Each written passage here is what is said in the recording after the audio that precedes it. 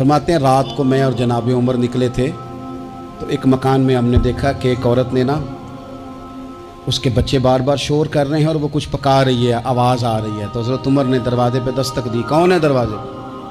کہا میں ایک غلام ہوں۔ حضرت عمر کہتے ہیں غلام ہوں، بہن کیا مسئلہ ہے، بچے کیوں رو رہے ہیں؟ تو بی بی کہنے لگی تمہیں کیوں بتاؤں، جاؤ نا اپنا کام کرو۔ حضرت عمر نے اصرار کیا تو تلخ لہجے میں، اس تلخ لہجے میں بی بی کہنے لگی دعا کرو اللہ میرے اور عمر کے درمیان قیامت میں فیصلہ کرے۔ کیسا حکمران ہے کہ اس کی حکومت میں میرے بچے بھوکے سوتے ہیں، یہ میں نے پانی میں روڑے ڈال کے چڑھائے ہیں، لیکن یہ پیٹ کی بھوک یہ بڑی ڈاڈھی ہوتی ہے، یہ نیند بھی نہیں آنے دیتی۔ خیال تھا رو دو کہ سو جائیں گے پر سو بھی نہیں رہے۔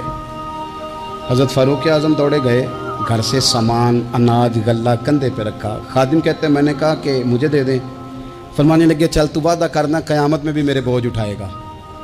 کہ حضور نہیں، وہ تو میرے بس کی بات نہیں۔ فرمایا پھر مجھے کرنے دے۔ دوڑے آئے، اس خاتون کے دروازے پر لا کے وہ چیزیں رکھی، کہا بہن اگر تو پردہ کر لے تو یہ غلام نہ آج کھانا پکا دے تیرے بچوں۔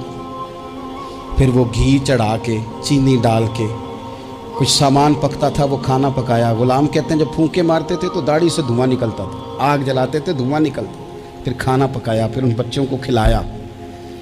پھر حضرت عمر فاروق رضی اللہ تعالیٰ عنہ تھوڑے پیچھے بیٹھ گئے تو بچوں کے ساتھ اس طرح کی باتیں کرنے لگے کہ وہ ہنس پڑیں۔ جناب اسلم کہتے ہیں بچے اس بیوہ کے ہنستے تھے، بچے ہنستے تھے اور عمر روتے تھے۔ جب وہ ہنستے تھے تو فاروق روتے تھے۔